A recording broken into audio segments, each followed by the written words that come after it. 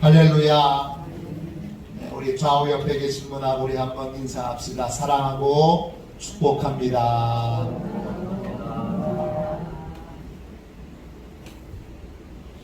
하나님께 소망을 두는 삶, 하나님께 소망을 두는 삶, 이런 제목으로 같이 은혜 나누겠습니다. 오늘 미가서 말씀을 같이 나눌 텐데, 미가서는요 헬라어 성경인 70인용으로 보면 미차이아스, 영어로는 미카이고 히브리어 성경도 미카예요. 이 미카는 무슨 뜻이냐? 여호와 같은 분이 누구신가? 하나님 같은 분이 누구신가? 이런 뜻이에요.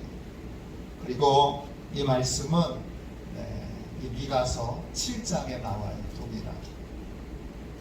활동 시기는요, 이 미가 선지자가 활동했을 때는 이사야 선지자와 활동 시기가 같아요.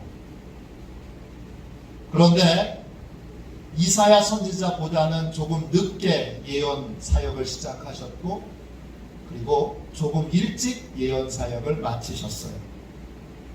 왜냐? 우시야 왕이 죽거나 사망했다거나 어떤 우시야 왕에 대한 내용이 전혀 나오지 않아요. 또 히스기야 왕 때 산헤립의 침공이 있었는데 산헤립의 침공에 대해서도 말하고 있지 않아요. 그래서 이사야 선지자와 같은 시대에서 예언 사역을 했지만 이사야 선지자보다는 조금 늦게 시작했고, 그리고 조금 일찍 예언 사역을 마친 것으로 그렇게 보여집니다. 어느 시대냐? 여러분,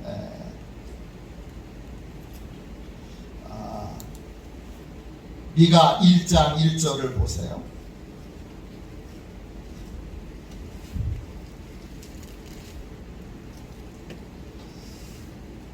미가서 1장 1절입니다. 유다 왕들 요담과 아하스와 히스기야 시대에 모레셋 사람 미가에게 임한 여호와의 말씀 곧 사마리아와 예루살렘에 관한 묵시라 했습니다. 미가 선지자가 선지자 사역을 할 때 유다의 왕은 요담, 아하스, 히스기야였습니다. 그리고 예언은 유다에서 활동했지만 유다에 관한 말씀만 전한 것이 아니라 사마리아, 곧 북이스라엘이 멸망하게 되는데 그 북이스라엘에 관한 예언이 주로 내용에 들어있습니다. 북이스라엘과 남유다 두 나라에 대한 묵시, 하나님의 계시의 말씀을 전하고 있습니다. 예레미야 선지자도 이 미가 선지자가 히스기야 시대에 활동했다는 증언을 해주고 있는데요. 예레미야 여러분 26장 18절 19절을 보십시오. 자, 스크린에 나와 있습니다. 18절입니다. 유다 왕 히스기야 시대에 모레셋 사람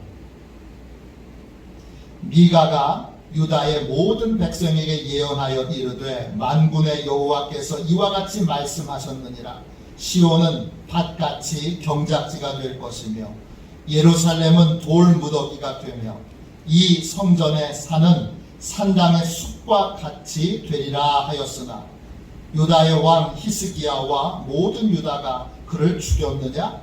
히스기야가 여호와를 두려워하여 여호와께 간구하며 여호와께서 그들에게 선언한 재앙에 대하여 뜻을 돌이키지 아니하셨느냐? 우리가 이같이 하면 우리의 생명을 스스로 심히 해롭게 하는 것이니라. 예레미야 선지자도 미가 선지자가 강력한 심판의 예언을 했을 때 히스기야 왕이 또 유다에 있는 백성들이 그 예언의 말씀을 듣고 회개하여 하나님의 뜻이 돌이켜지도록 했다. 그렇기 때문에 너희들도 뜻을 돌이켜야 하는데 왜 너희들은 스스로 회개를 거절함으로 심판을 자초하려고 드느냐, 이렇게 예레미야가 예언하고 있습니다.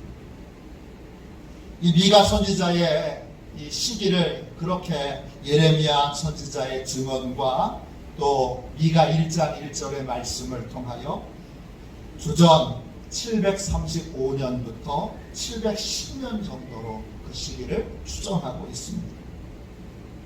활동했던 장소는 남유다 왕국이고요. 그가 태어나고 자랐던 고향이 있는데 그 고향이 어디죠? 1장 1절을 보세요. 1장 1절에 보면 모레셋 이렇게 되어 있어요. 그리고 1장 14절에 보면 가드 모레셋 이렇게 되어 있어요. 여기서 모레셋이라고 하는 말은 히브리어로 모라시티라는 뜻입니다. 모라시티라고 발음하는데 뜻은 소유하고 있다, 이런 뜻이에요. 그래서 가드 모레셋이라고 하는 말은 가드의 소유가 된 땅이라는 뜻이에요. 이 모레셋은 어디 있느냐? 예루살렘에서 남서쪽으로 약 40km 정도 떨어져 있는 작은 농촌 마을이에요. 그래서 미가도 아모스와 더불어 제가 사랑하는 농촌의 선지자예요. 농부 생활을 했는지 안 했는지는 예언의 내용에 나와 있지 않아요.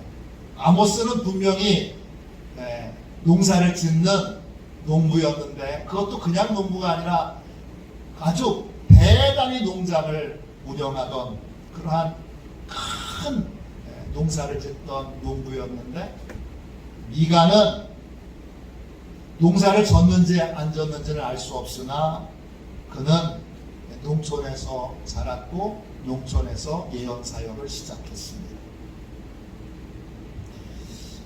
이것이 이사야 선지자하고 구별이 되는데 이사야 선지자는 예루살렘에서 왕과 귀족들에게 예언 사역을 했습니다.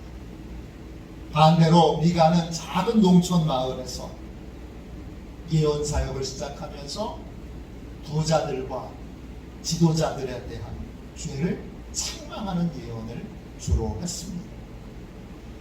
작은 농촌에서 예언 사역을 했지만 영향력이 결코 작진 않았습니다. 왜냐? 히스기야 왕이 미가의 예언을 듣고 회개했다고 방금 우리가 같이 읽은 말씀대로 예레미야가 증언하고 있기 때문입니다. 또 아직 북이스라엘이 멸망하기 전이기 때문에 유다 왕국에 대한 유다 왕국의 죄에 대한 경고만 나오는 것이 아니라 북이스라엘에 대한 멸망의 예언이 함께 나오고 있습니다. 이 미가서는 어떤 구조로 되어 있느냐? 미가서의 구조는 되게 간단해요. 1장, 3장, 6장에 들으라 이런 말로 시작돼요. 미가서는 3편의 설교로 이루어져 있어요. 1장, 2장이 한 편이고요. 또 3장, 5장이 3장부터 5장까지가 한 편이고 그리고 6장, 7장이 한 편이에요. 1장, 2장은 백성들에게 주신 하나님의 말씀이에요. 들으라. 누가 들어야 되느냐? 하나님의 백성들이 들어야 돼요. 3장부터 5장까지는 지도자들에게 주신 하나님의 말씀이에요. 그래서 이스라엘의 지도자들아 들으라 이렇게 예언이 시작돼요. 6장 7장은요 대상이 나와 있지 않고 왜 하나님이 이스라엘을 심판할 수밖에 없는지 그리고 그 심판 이후에 구원의 말씀이 이어져 있어요. 3편의 설교가 있는데 그 3편의 설교가 다 어떤 구조를 가지고 있느냐? 처음에는 심판을 예언해요. 그리고는 맨 마지막에는 다시 구원을 이야기해요. 예언이 심판에서 시작해서 구원으로 끝납니다. 1장, 2장이 그렇고 3장부터 5장까지가 그렇고 6장부터 7장까지가 그렇습니다. 특별히 이 미가서 선지자의 말씀이 참 귀한 것이 꼭 이 시대 오늘 우리에게 주시는 말씀, 이 시대 우리에게 주시는 말씀으로 그대로 듣기에 아주 적절한 내용들이 많아요. 내용의 핵심은 뭐지요? 회개하면, 지금이라도 회개하면 사랑이 많으신 하나님이 용서해 주신다는 거예요. 내용의 핵심이 뭐죠? 아직 안 늦었다는 거예요. 지금이라도 늦지 않았습니까? 하나님께 진심으로 회개하면 하나님이 용서해 주시고, 심판을 준비하시지만, 재앙을 준비하시지만 뜻을 돌이켜 심판과 재앙을 거둬 이스라엘 백성에게도 유다 백성에게도 내리시지 않는다는 거예요. 이것이 미가서 전체의 예언의 핵심이에요.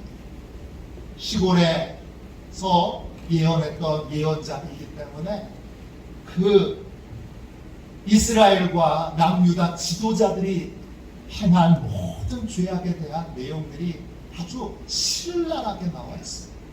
한번 보도록 할게요. 먼저 1장, 2장 보세요. 자, 1장, 2장은 백성들에게 주시는 하나님의 말씀이에요. 자, 3절 보세요. 3절부터 5절까지 볼게요. 자, 이제부터는 성경 말씀을 보면서 읽으면서 설명을 드릴게요.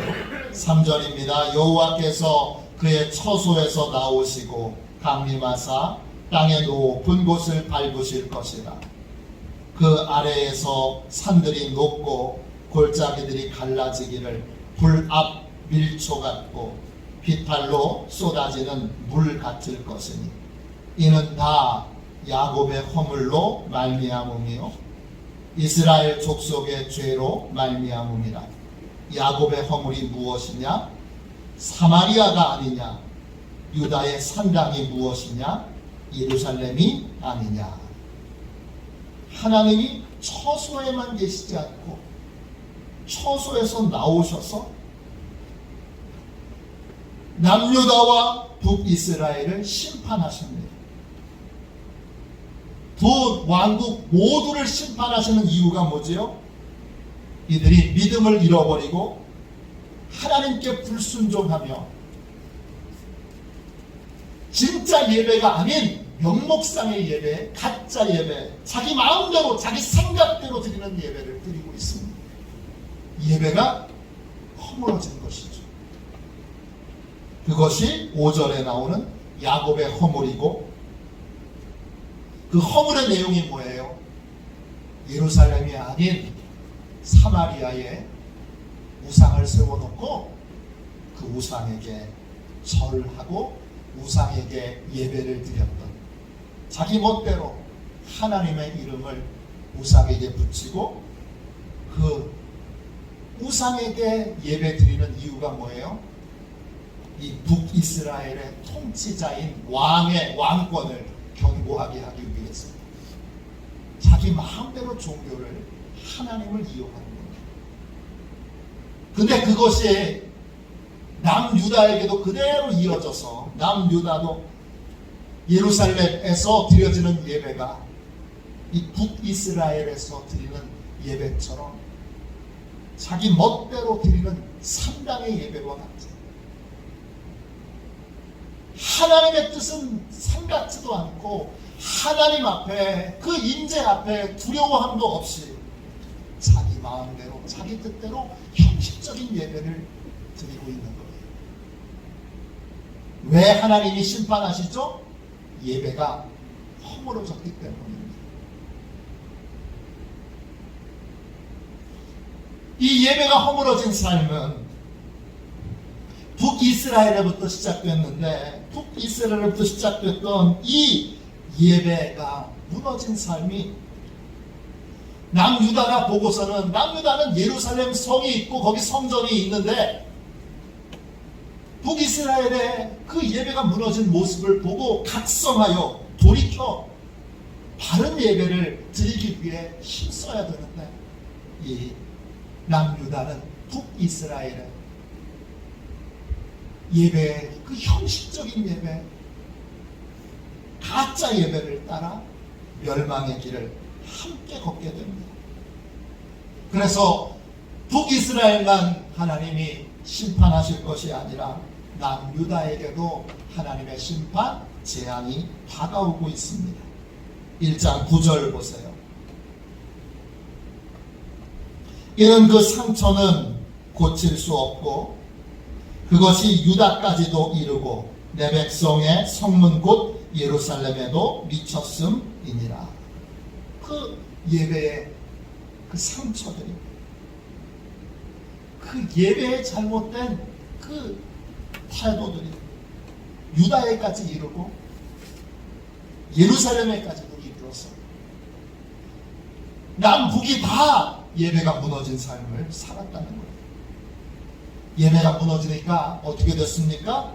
예배가 무너지니까 백성들과 지도자들이 자기 욕심에 따라서 죄만 짓고 악만 꾸미고 자기 욕심만 채우는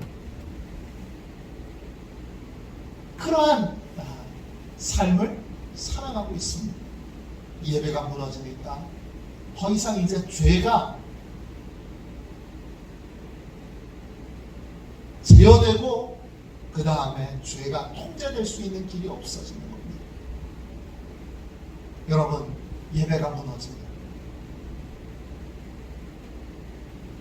그러면 신실한 삶이 여러분 우리 인생에서 다 무너지게 됩니다. 그러면 정치 지도자들이 말해요. 정권을 잡고 있는 사람과 정권을 잡고 싶은 사람 쪽에서 얘기해요. 정권을 잡고 싶은 쪽에서 계속 공격하는데 본인이 정권을 잡으면 본인도 똑같은 죄를 저질러요. 이게 계속 반복돼요. 왜 계속 반복되죠? 그들의 신념과 영을 정결케 하는 신앙이, 예배가 무너져 있기 때문에 예배를 통해서만, 하나님과 정직한 만남을 통해서만 우리는 정결케 되고 회개할 수 있는데, 회개할 수 있는 길, 자기를 돌이켜볼 수 있는 길들이 다 막혀 있으니까 서로 구정을 덩어리들이고 서로 죄 덩어리들인데, 서로 욕망 덩어리들인데 누가 누굴 탓하겠습니까? 좀 낫다 덜하다 약간의 정도의 차이가 있을지 모르지만 결국은 다 자기 욕심을 채우는 인생을 살게 됩니다. 지금 남유다와 북이스라엘이 그런 것입니다. 여러분 2장 1절부터 3절까지 보세요. 2장 1절입니다. 그들이 침상에서 죄를 꾀하며 악을 꾸미고 날이 밝으면 그 손에 힘이 있으므로 그것을 행하는 자는 화 있을진저 밭들을 탐하며 빼앗고 집들을 탐하여 차지하니 그들이 남자와 그의 집과 사람과 그의 산업을 강탈하도다. 그러므로 여호와의 말씀에 내가 이 족속에게 재앙을 계획하나니 너희 목이 이에서 벗어나지 못할 것이요 또한 교만하게 다니지 못할 것이라. 이는 재앙의 때이니라 하셨느니라. 예배가 무너지니까 사람들은 저마다 가지고 있는 힘으로 뭘 해요? 도둑질하는 거예요. 강도짓하는 거예요. 합법적으로 자기가 가지고 있는 권력과 힘으로 도둑질하고 그래 강도짓해서 자기만 배부르게 하는 거예요. 힘없는 자들을 계속 강탈하고 빼앗는 일들을 하게 되는 거예요. 결국 하나님이 그들에 대하여 재앙을 계획하실 수밖에 없습니다. 예배가 무너지고 사람들이 죄와 욕심을 따라 삶을 살아가게 되면서 하나님이 심판을 계획하십니다. 그런데 하나님의 백성들이기 때문에 하나님이 완전히 멸하시지는 못합니다. 하나님이 완전히 멸하지 않으시고 반드시 남은 자를 모아 새로운 나라를 세우시게 될 것입니다. 그것이 여러분 2장 12절 13절에 나와 있습니다. 보세요.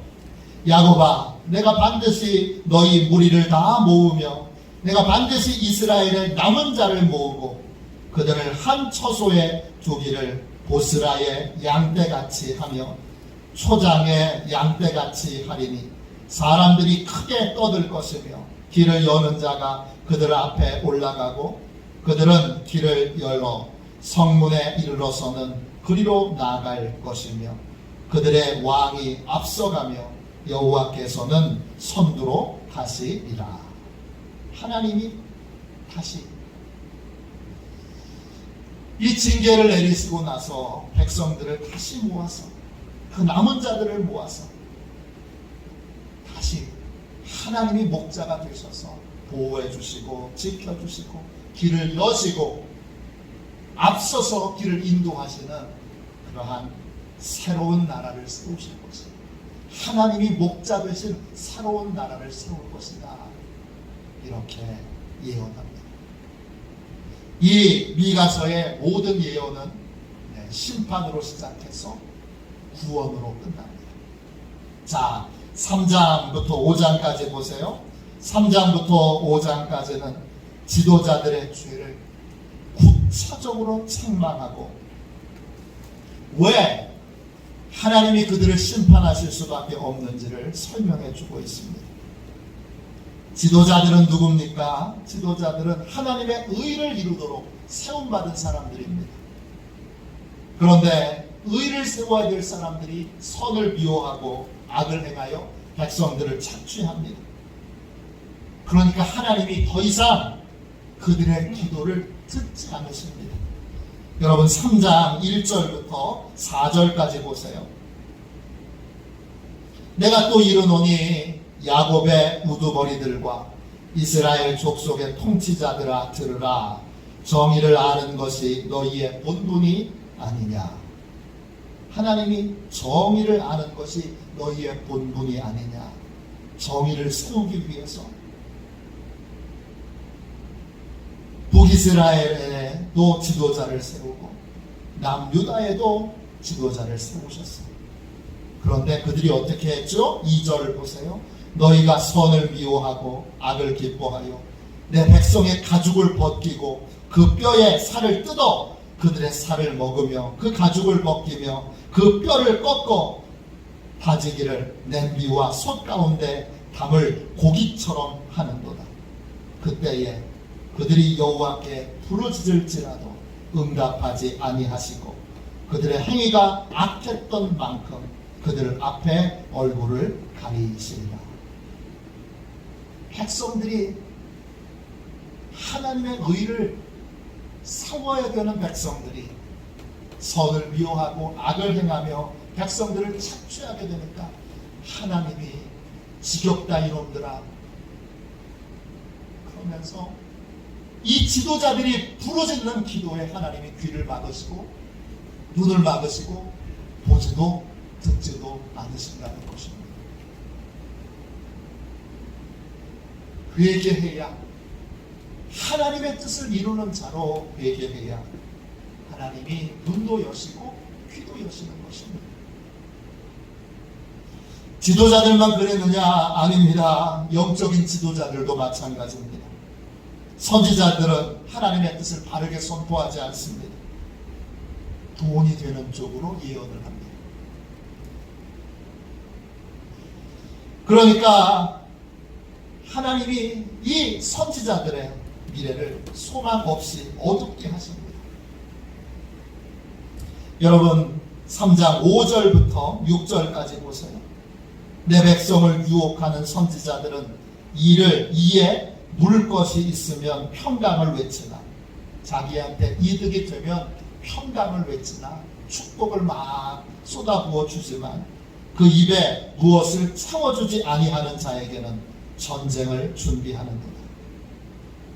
이득을 주지 않는 그러한 자, 이 선지자의 욕심을 채워주지 않는 자에게는 전쟁을 준비하는 거다 했습니다. 이런 선지자에 대하여 여호와께서 이르시되 그러므로 너희가 밤을 만나리니 이상을 보지 못할 것이요 어둠을 만나리니 점치지 못하리라 하셨나니 이 선지자 위에는 해가 져서 낮이 캄캄할 것이라.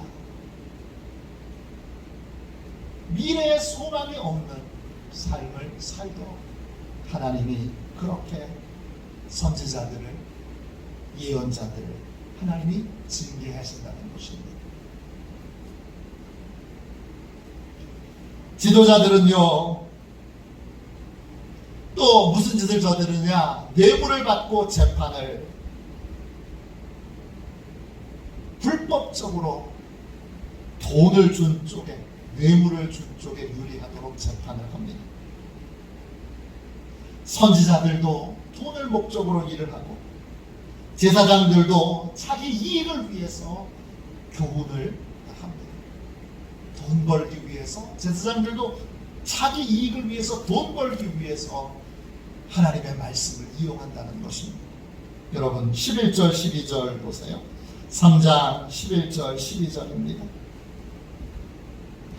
그들의 우두머리들은 뇌물을 위하여 재판하며 그들의 제사장은 삭슬 위하여 교훈하며 그들의 선지자는 돈을 위하여 점을 치면서도 여호와를 의뢰하여 이르기를 여호와께서 우리 중에 계시지 아니하냐? 재앙이 우리에게 임하지 아니하리라 하는도다. 이러므로 너희로 말미암아 시온은 갈아엎는 밭이 되고 예루살렘은 무더기가 되고 성전에 사는 수풀의 높은 곳이 되리라. 지도자들은 뇌물을 받아서 뇌물대로 그렇게 불의하게 재판을 하고, 제사장들은 돈을 목적으로 교훈을 하고, 선지자들은 돈을 위해서 예언을 해주는 그런 상황인데도 다들 뭐라 그래요? 하나님이 우리와 함께 계시지 않느냐? 그러니까 절대 우리에게는 재앙이 임하지 않을 것이다. 이렇게 떠들고 다녔다는 거예요. 그러나 하나님은 어떻게 하시는 거예요? 이 악행을 저지른 시온의 백성들이 사는 땅을 농부로 농촌에서, 미가가 농부인지는 모르지만 농촌의 경험이 많으니까 이 미가가 예언을 할 때도 어떻게 비유합니까? 갈아엎는 밭이 되고 시온 땅을 갈아엎어서 하나님이 새로운 시온을 건설하실 것이라고 선포합니다. 하나님이 이 하나님의 말씀으로 이득을 탐하려고 하는 모든 자들을 하나님이 갈아엎으시고, 그리고 새로운 시온 땅을 하나님이 만드신다는 것입니다. 그 새로운 시온은 어떤 곳이에요? 하나님께서 전하시는 진짜 하나님의 말씀을 배우고 하나님의 말씀대로 사는 삶을 훈련하는 곳이에요. 그 시온에서 하나님의 돌보심과 보호하심을 받게 될 것입니다. 여러분 4장 2절 보세요. 4장 2절입니다.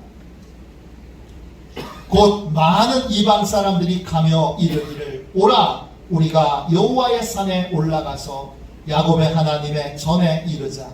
그가 그의 도를 가지고 우리에게 가르치실 것이니라.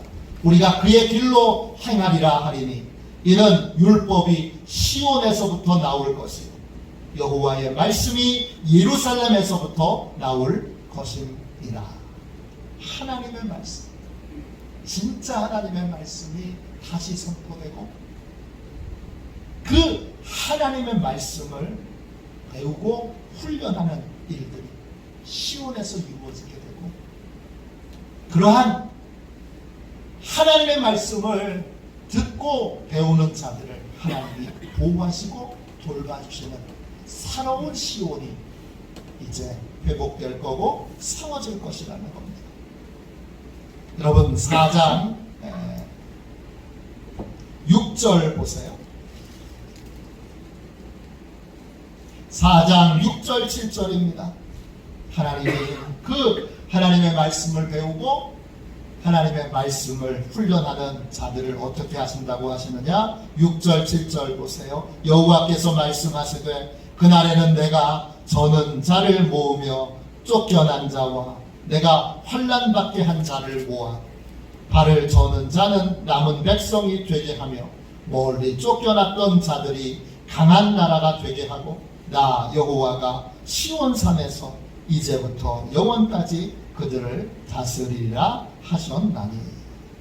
하나님이 보호해 주셔서 쫓겨났던 자들 다 불러 모아 다시 말씀을 배우게 하고 그 말씀으로 다시 믿음의 삶을 살게 하여 쫓겨났던 자들을 다시 하나님의 백성, 남은 백성, 새로운 나라의 백성으로 하나님이 삼아 영원까지 다스리시고 지키시고 돌봐주시는 삶을 살게 하시겠다 약속하신 것입니다.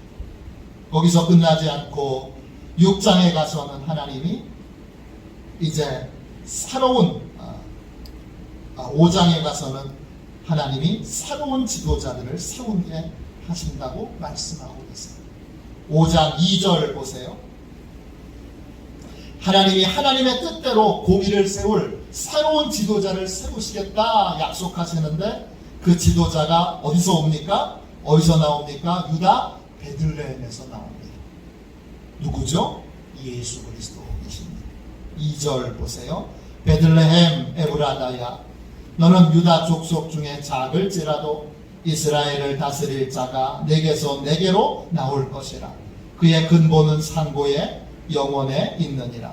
그러므로 여인이 해산하기까지 그들을 붙여 주시겠고 그 후에는 그의 형제 가운데 남은 자가 이스라엘 자손에게로 돌아오리니 그가 여호와의 능력과 그의 하나님 여호와의 이름의 위엄을 의지하고 서서 목축하니 그들이 거주할 것이라. 이제 내가 창대하여 땅끝까지 미치리라. 하나님이 새로운 지도자를 세우셔서 하나님이 뱃속에 있는 아이부터 모든 사람들을 다 보호하시고 지키시고 돌보시며 또 하나님께로 돌아오게 하고 하나님의 능력과 위엄을 의지하여 그들을 보호하며 그들이 땅끝까지 이르러 이 하나님의 통치, 이 하나님의 내리자이신 예수 그리스도의 통치를 경험하게 될 것이다.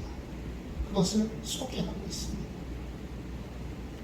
3장부터 5장까지도 지도자의 죄로 무너져버린 시온 땅을 하나님이 갈아엎으셔서 새로운 시온을 건설하시는데 그 새로운 시온은 하나님의 진정한 말씀을 선포되는 곳이고 그 말씀을 훈련받는 곳이고 그래서 보호받는 곳이고 그래서 하나님이 그곳에서 예수 그리스도께서 통치하시고 다스리시는 그러한 아름다운 땅, 아름다운 세상을 회복시키고 이루실 것이라는 예언으로 끝나게 됩니다.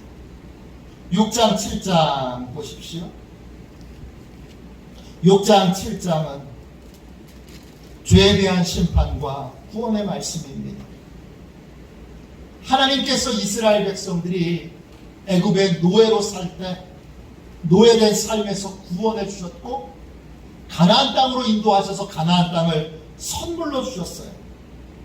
이 엄청난 은혜를 베풀어 주시면서 하나님이 하나님의 백성들에게 바랬던 건 엄청난 호화스러운 예배가 아니에요. 하나님이 원하셨던 것, 하나님의 뜻대로 여러분 착하게 사는 거예요. 미가서 6장 8절 보세요. 하나님이 원하신 건 이거예요. 아주 소박한 거예요. 하나님의 백성들에게 하나님이 너 엄청 화려하고 대단한 예배를 드려라. 수많은 양들을 잡고 염소를 잡고 소를 잡는 거대한 예배를 드려라. 하나님 원하시는 게 이런 게 아니라는 거예요. 하나님 원하시는 건 뭐예요?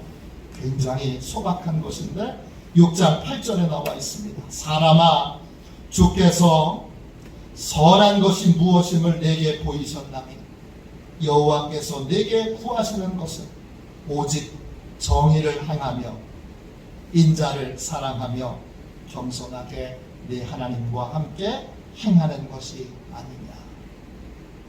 하나님이 원하시는 것, 이렇게 하나님의 법을 따라 공의를 행하고 또 인자를 사랑하며 겸손하게 하나님과 동행하는 삶을 사는 겁니다.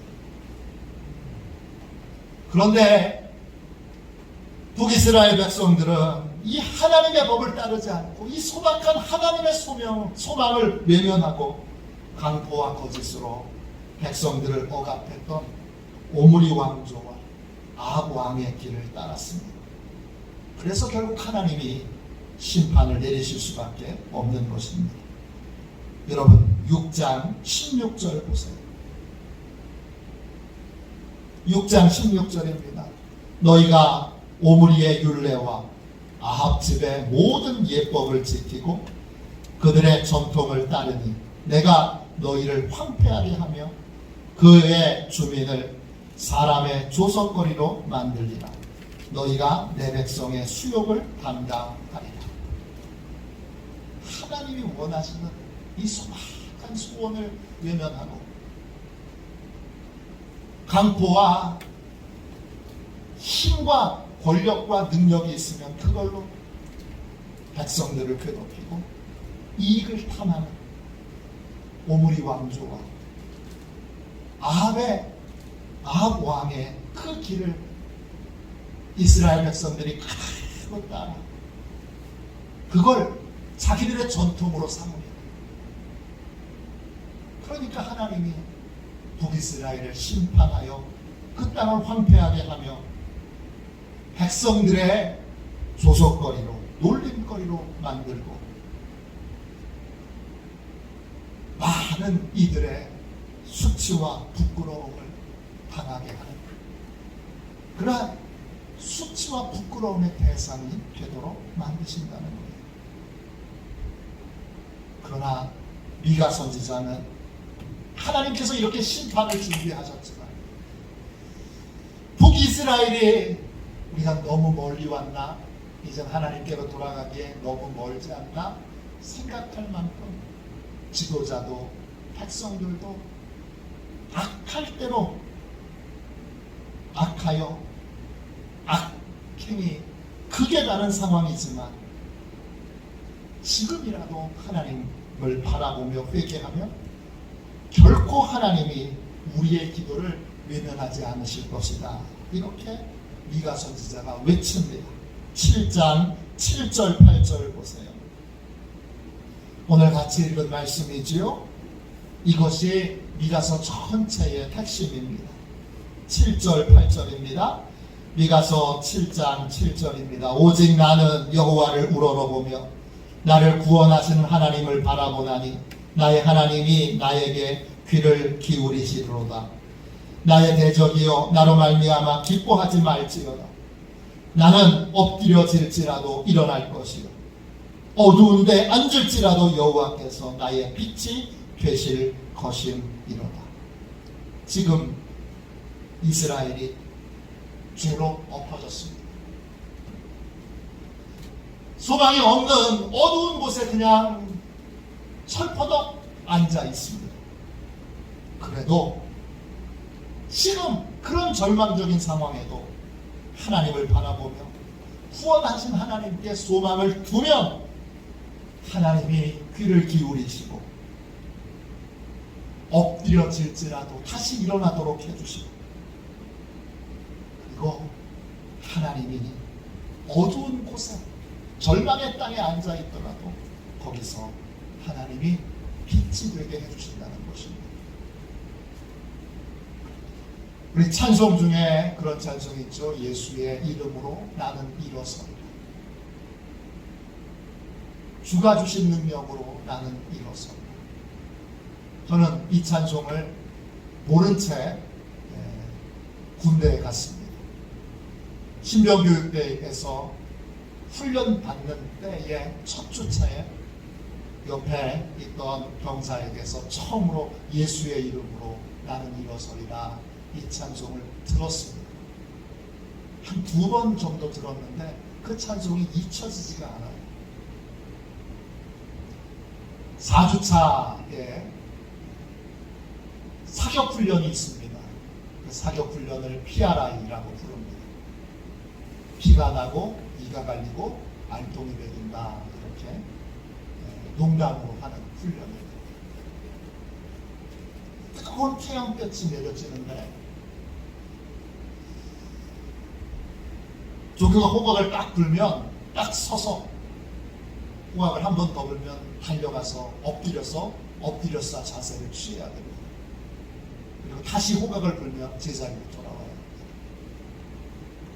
그걸 1시간, 2시간, 3시간, 4시간씩 4시간쯤 됐을 때에 속에서 이런 생각이 듭니다. 이번에 가서 엎어지면 못 일어날 거야. 이번에는 가서 그냥 엎어져서 못 일어난다 그러고 의무실에 가야지. 이젠 진짜 못 일어나. 이번이 마지막이야. 지금 온몸이 땀 범벅이 되어 있는 상태에서 다시 후각을 봅니다. 탈려갑니다. 그래서 엎어지는데 이제 못 일어나. 그런데 그때 제 속에서 예수의 이름으로 나는 일어서리라. 주가 주신 능력으로 나는 일어서리라. 그 찬송이 막 나옵니다. 제가 부르는 게 아니에요. 그 찬송이 제 안에서 막 나옵니다. 근데 그 찬송을 듣고 있으면 어느 순간 벌써 서 있어요. 일어서서 제자리에 와 있어요. 또 이번엔 안 돼. 근데 엎어져 있으면 그 찬송이 또 나옵니다. 오늘 미가서 7장 8절에 나는 엎드려질지라도 일어날 것이고 일어날 수 있는 힘을 하나님이 주시기 때문에 내가 어두운 데 앉을지라도 여호와께서 나의 빛이 되실 것입니다. 절망적인 상황이어도 예수님을 바라보는 사람, 하나님을 바라보는 사람, 구원하시는 하나님을, 구원의 능력을 바라보시는 하나님, 그 구원의 능력을, 하나님의 구원의 능력을 바라보는 영혼들에게 하나님이 다시 일어날 수 있는 힘, 절망에서 소망을 발견할 수 있는 힘을 주신다는 것입니다. 미가 선지자는 자신의 이름대로 7장 18절 보세요. 미가의 뜻이 뭐예요? 여호와와 같은 자가 어디 있느냐? 여호와와 같은 자가 어디 있느냐? 이런 뜻이에요. 여호와와 같은 자가 누구인가? 여호와와 같은 자가 어디 있는가? 그거를 18절에 그대로 써놓고 있어요. 미가 선지자는 자기의 이름의 뜻대로 하나님 같은 분은 어디에도 없습니다. 하나님같이 인애하신 분, 그 인애가 깊고 인애가 넓으신, 진실로 우리를 사랑하시는 분은 하나님뿐이고 하나님같이 우리를 사랑하시는 분은 어디에도 없습니다. 하나님의 사랑을 믿고 회개하면 하나님이 반드시 용서해 주실 것입니다. 이런 선언으로 예언을 마무리하고 있습니다. 18절부터 20절까지 보세요. 주와 같은 신이 어디 있으리이까? 주께서는 죄악과 그 기업의 남은 자의 허물을 사유하시며 인애를 기뻐하심으로 진노를 오래 품지 아니하시나이다. 다시 우리를 불쌍히 여기셔서 우리의 죄악을 발로 밟으시고 우리의 모든 죄를 깊은 바다에 던지시리이다. 주께서 옛적에 우리 조상들에게 맹세하신 대로 야곱에게 성실을 베푸시며 아브라함에게 인애를 더하시리이다. 하나님같이 우리를 그렇게 진실로 사랑하시는 분은 아무도 없기에, 어디에도 없기에, 우리가 하나님께 생각을 돌이키고 마음을 돌이키기만 하면 하나님은 19절에 우리를 불쌍히 여기셔서 우리를 밟는 대신에 우리의 죄악을 밟아주실 것이고 우리의 모든 죄와 허물,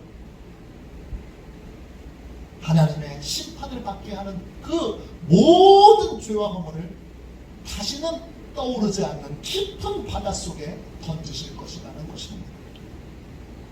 그리고 죄 용서함 받은 우리를 야곱에게 성실을 베푸신 것처럼 아브라함에게 인애를 더해 주신 것처럼 성실과 인애로 돌봐주신다는 것입니다.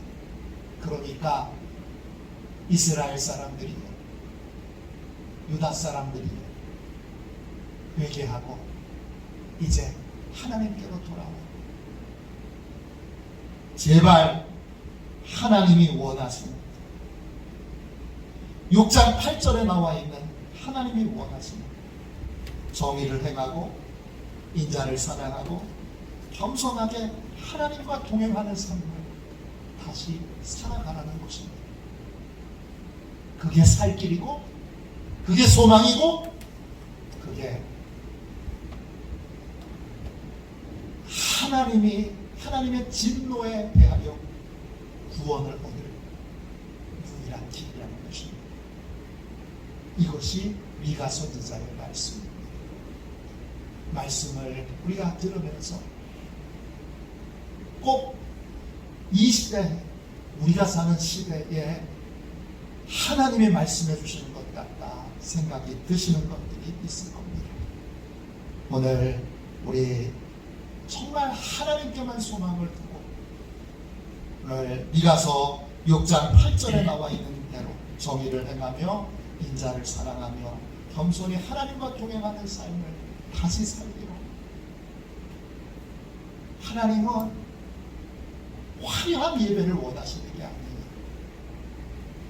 하나님은 우리가 매일매일 겸손히 하나님과 동행하는 삶을 살면서 정의를 행하고 그리고 많은 자들에게 긍휼과 자비를 베푸는 인자를 사랑하는 삶을 살기를 원하십니다. 그러한 소박한 하나님의 소망을 참으로 늘 꺾고 늘 실망시키고 또 답답하게 만드는 우리의 삶 하나님 앞에 뵙게 하고 이 조국 대한민국의 하나님이 원하시는 것도 이 간단한 겁니다. 교회에 원하시는 것도 간단한 겁니다. 세계에서 제일 큰 교회가 대한민국에 있습니다. 감리교에서 제일 큰 교회도 대한민국에 있습니다. 뭐 예배에 오케스트라가 있고 뭐 아무리 화려해도 우리가 공의를 행하는 삶을, 사랑을 베푸는 삶을, 겸손히 하나님과 동행하는 삶을 살고 있지 못하다면 그 화려한 예배, 그 거창한 예배가 하나님을 기쁘시게 할 수 없습니다. 다시 겸손히 돌아와 하나님과 동행하는 삶을 살도록 우리 함께 우리 교회와 조국을 위하여 같이 기도하겠습니다. 490장 1절만 우리 두 번 찬양하고 우리 함께 같이 기도하겠습니다.